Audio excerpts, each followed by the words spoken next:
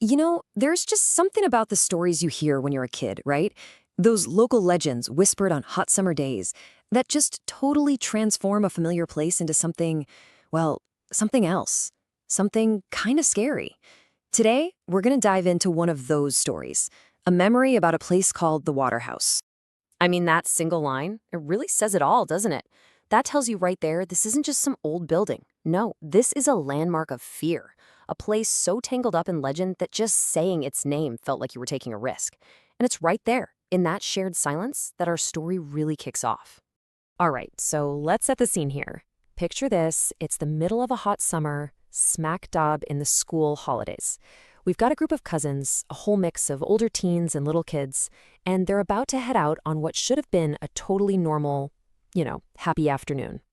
So right at the edge of their neighborhood, there it was, the Waterhouse. And I want you to really picture this thing. Crumbling brick, a dark slate roof, every single window smashed out. It wasn't just scary to these kids either. The story makes it super clear that their own parents were terrified of it when they were young. This fear, it was like a local tradition, passed down from one generation to the next.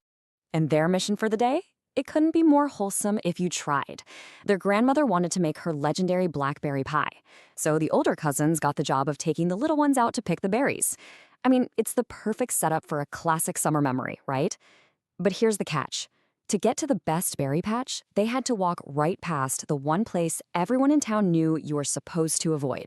So, as the cousins got closer to the building, all the fun and games just stopped. The air got quiet.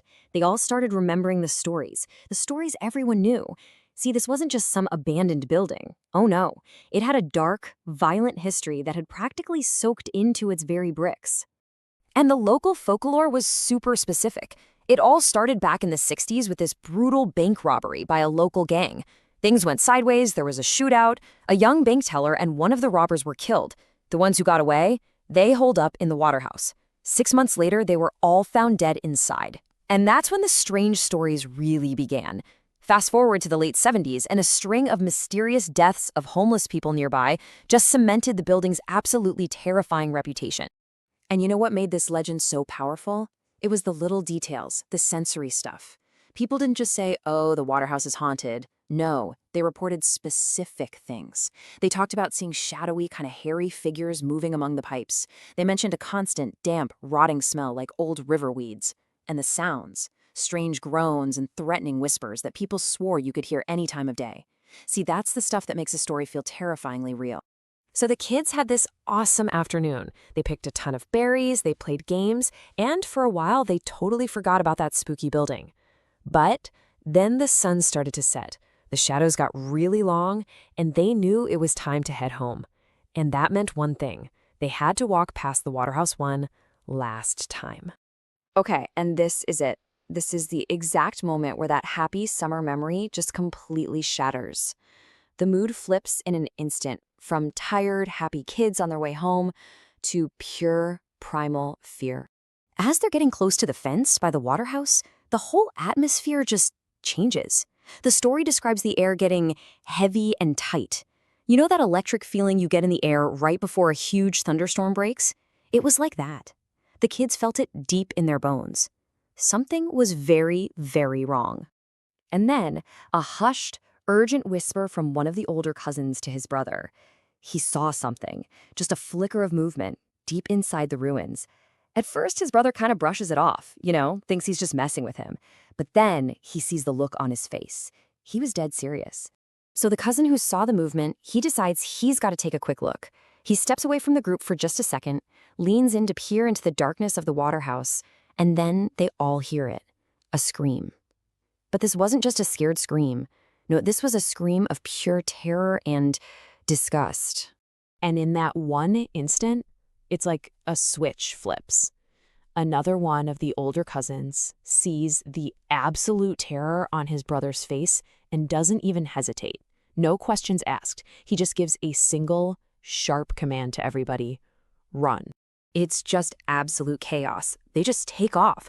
The older boys are grabbing the younger kids. One of them even throws the narrator up on his shoulders, and they just sprint for their lives.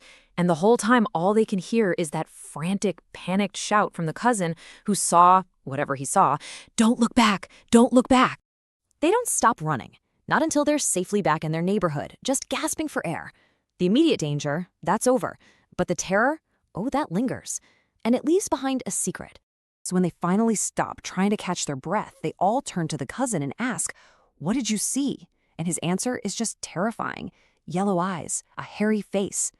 But later, when they get home and the adults are asking why they're all so shaken up, the story changes. They just say they got spooked by a drunk guy sleeping in the bushes. The real truth? It was just too much to tell. So they made this sort of unspoken pact right then and there to never tell the adults what really happened. I mean, maybe they figured no one would believe them, or maybe the memory was just too terrifying to even talk about. That secret became this weird bond between them, and, well, it goes without saying, they stayed far, far away from the Waterhouse after that.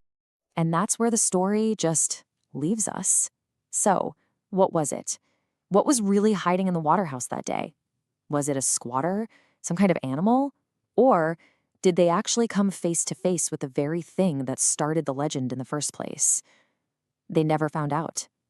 And maybe that's the whole point. The real power of a local legend isn't in finding the answer, is it? It's in the chilling possibility of the question itself. The secret of the Waterhouse is still